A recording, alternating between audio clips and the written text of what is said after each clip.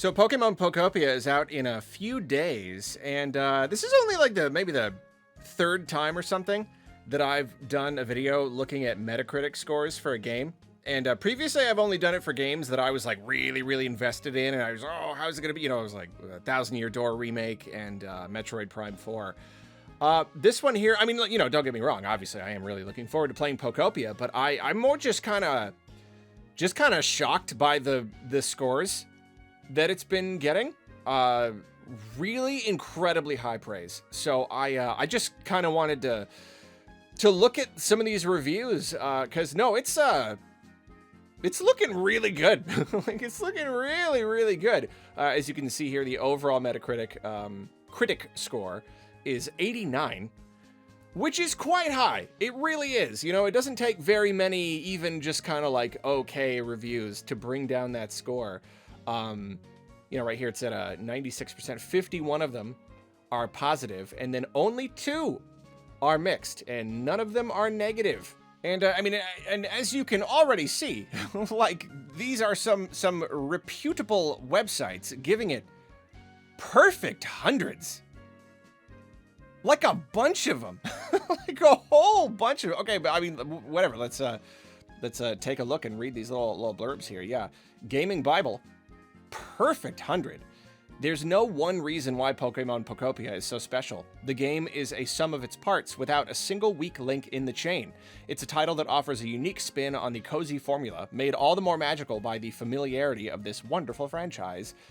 Pokemon Pokopia is a true adventure that boasts a refreshing sense of freedom, totally devoid of grind. Really devoid of grind. I mean, that's the thing I'm worried about more than anything. This experience rewards the curious with heaps of content on offer. You'll be hard-pressed to put it down, and it's certainly a title that we'll be discussing when this year's Game of the Year discussion rolls around. Big words. Really big words. That's pretty impressive. Yeah, and then moving on, Screen Hub. It's entirely brilliant. You'll have expectations. You'll want a cozy, wholesome adventure with Pokemon given a chance to shine. Pokopia brushes all of those expectations aside with a confident wave, arriving as an expansive, ambitious life adventure simulator that's absolutely packed with bright ideas, and the execution to match. And again, that's like calling it ambitious, you know, because like the game does look really good, but like ambitious, you know, especially as a sum of its parts. You know, it takes inspiration from so many places. So the idea that someone would consider it ambitious rather than just a mix of good things, that, yeah, I don't know. Again, big words, real big words. Screen rant. There are so many things I want to gush about with Pokemon Pokopia. And that's it. That's the end of the review. That's it. I guess they just couldn't. Silakanura, Pokemon Pokopia invites us to discover, explore, rebuild, and reconnect, rewarding us for every action along the way. Tech Radar Gaming. Pokemon Pokopia was always bound to be up there among my most played games of 2026, but even I underestimated how well Nintendo would tackle its latest town-building cozy life sim. It's story-driven, offering a great gameplay loop, inventive mechanics, and very few friction points. Nintendo clearly learned from some of Animal Crossing: New Horizons' quality of life hiccups. My only wish would be for a little more individuality in Poke personalities, but it's still plenty charming as is. Like, we're seeing a theme here. We're seeing a theme of people going in, feeling like it's gonna be good, and still being surprised. And that's what's really got me, I don't know, what's got me excited, because I'm looking at the game, I'm looking at the trailers, I'm looking at the elements, looking at what it is, and like, it does look good. It looks very appealing, but the idea that there's something more there, or it just somehow nails the experience in such a way that is like surprisingly good, even though it already looks good. Yeah, it is certainly compelling. VGC says Pokemon Pokopia is an excellent life simulation game that takes the best bits from the champions of the genre and evolves into something that Pokemon fans and cozy game fans will love. Late game grinding doesn't dull an adventure that's as full of discovery at 100 hours as it was at 1. Okay, that's almost hard to believe. Like some of the, that's a lot. So like there is some grinding in the late game, but it's not too bad. As full of discovery at 100 hours as it was at 1? Really? Like what? Like what do you discover at 100? I mean, okay, like I don't want to hear that part. You know, I do and I don't. Obviously, any game that you can play for hundreds of hours is like clearly a great game with a lot of content. I don't want to spend that much time on it, but like, you know, I don't know. That's a huge, huge claim. But like, we're not just getting a bunch of like, these are not just like people that tend to exaggerate for the clicks, you know, like again, these are some reputable sources making very big claims. And I feel like I want to trust them, you know. CG Magazine Pokemon Pokopia is one of the most robust cozy games to date, essentially melding two Nintendo franchises into one content-rich whole that should keep fans pleasantly busy for some time. Omelette, I've not heard of Omelette, but it is now my favorite source for reviews immediately. Pokopia succeeds by shifting the focus from battles to belonging.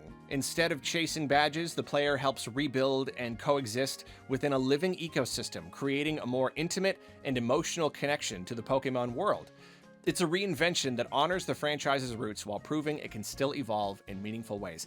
And this is the second, I think the second out of these so far that we've seen that touches on like the theming. You know, it's not just like a thing to do. It's themes of like connection. Yeah, this references a living ecosystem, creating a more intimate and emotional connection to the Pokemon world.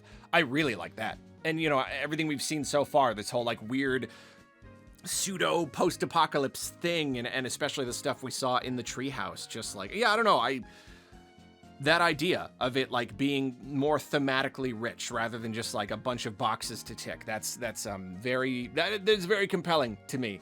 Dexerto Pokopia reimagines what it means to be a Pokemon, blending cozy building systems with open-ended creativity to deliver one of the most addictive gameplay loops the series has ever seen.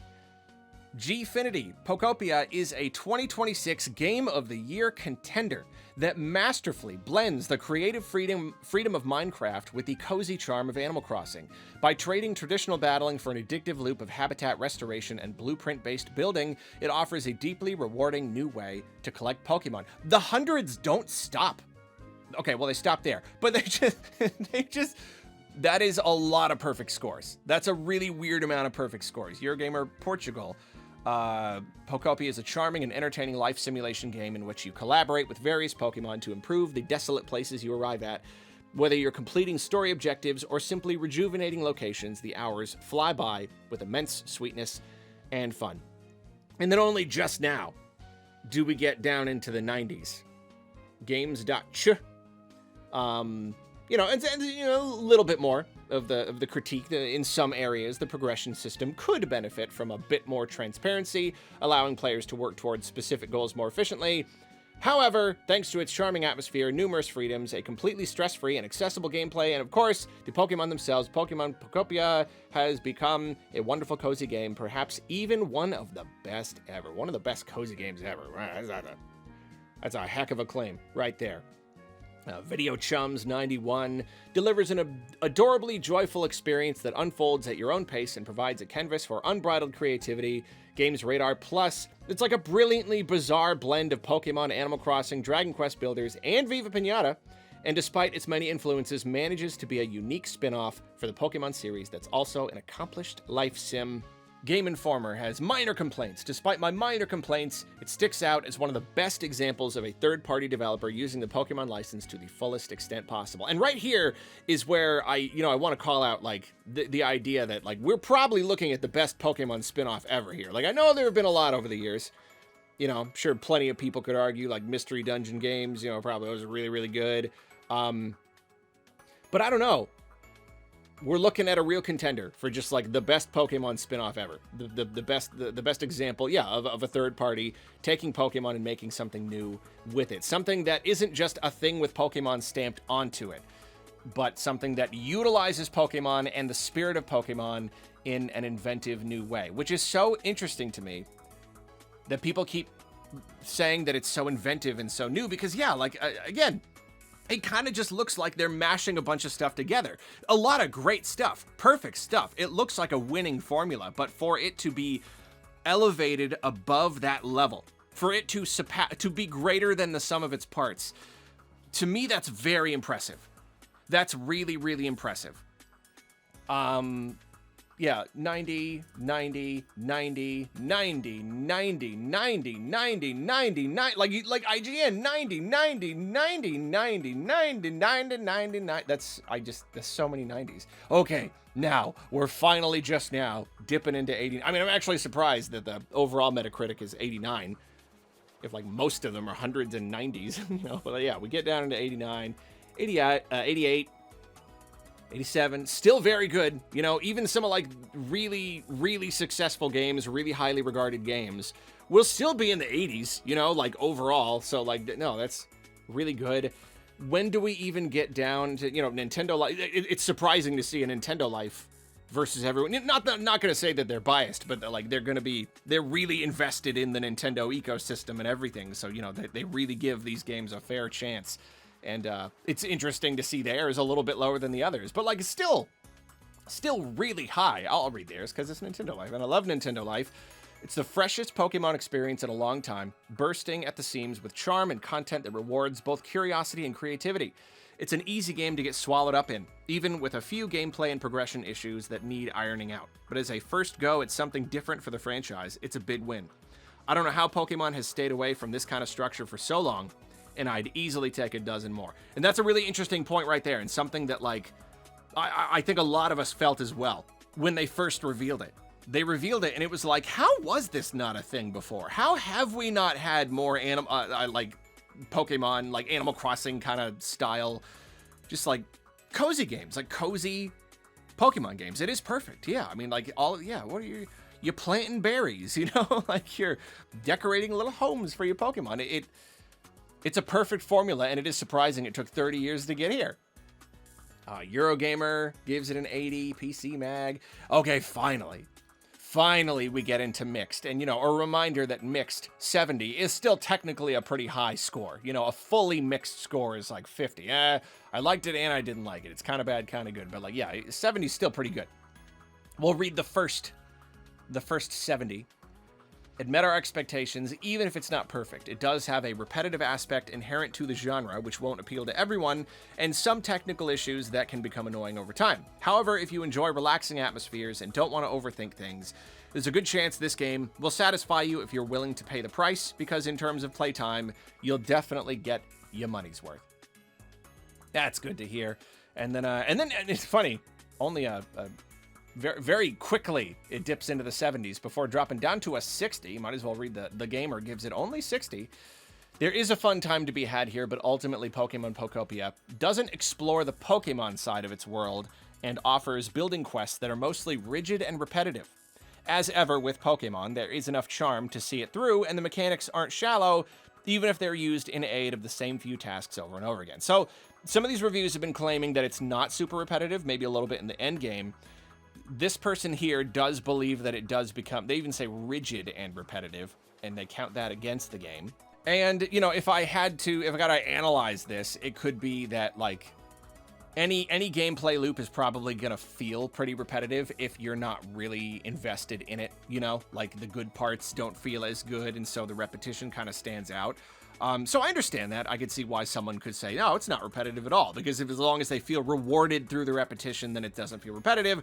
When you say a game is repetitive, it's like, I feel like I'm doing the same thing again and again and again. I'm not like not feeling rewarded by it. So yeah, I suppose that does make sense. And like, you know, I mean, for all I know, I'll feel this way. I don't know. Like, I really don't know until I play it. But, you know, it's to be expected that someone would feel that way. And then I guess there are a few that we're still waiting on. To be determined, but they did give a blurb. Oh yeah, I think it's just because they don't give scores, right? Yeah, like Polygon doesn't give scores anymore. So what did they say? What number could we guess if we had to? For a moment, I forgot that I was playing a very mechanical life sim where monsters can feel more like tools than animals. In some ways, Pokopia just trades one kind of labor for another. I felt like I had actually created a comforting home for some friendly Pokemon, not a place built by humans who capture critters for sport, but a world shaped around them.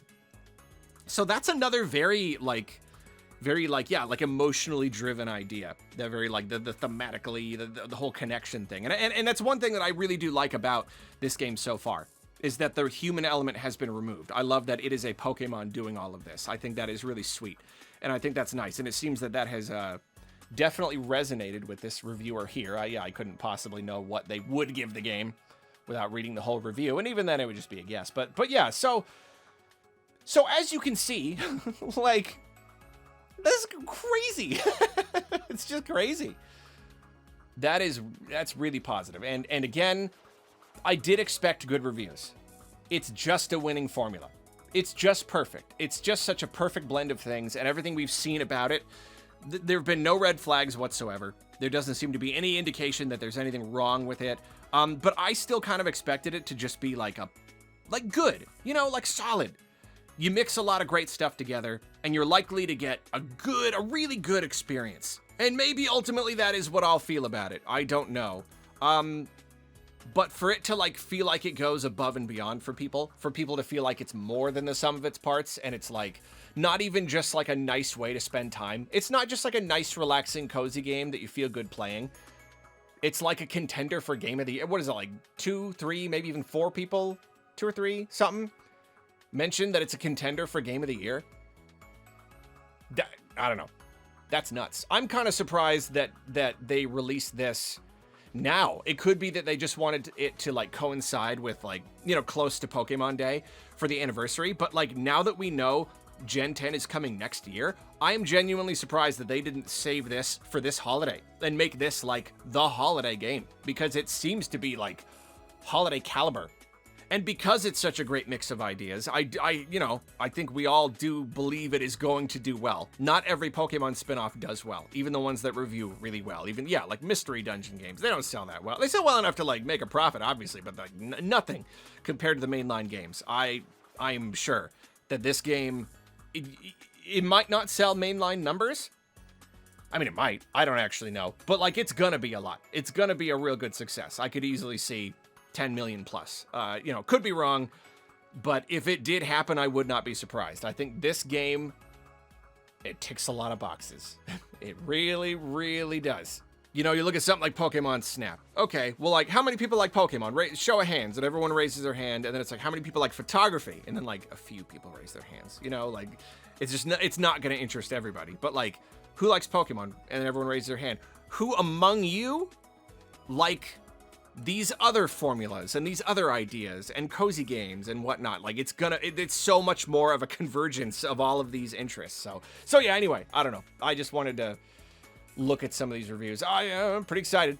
We've just got a few days to go. I'm really curious to see how the game resonates with me, because that's cool.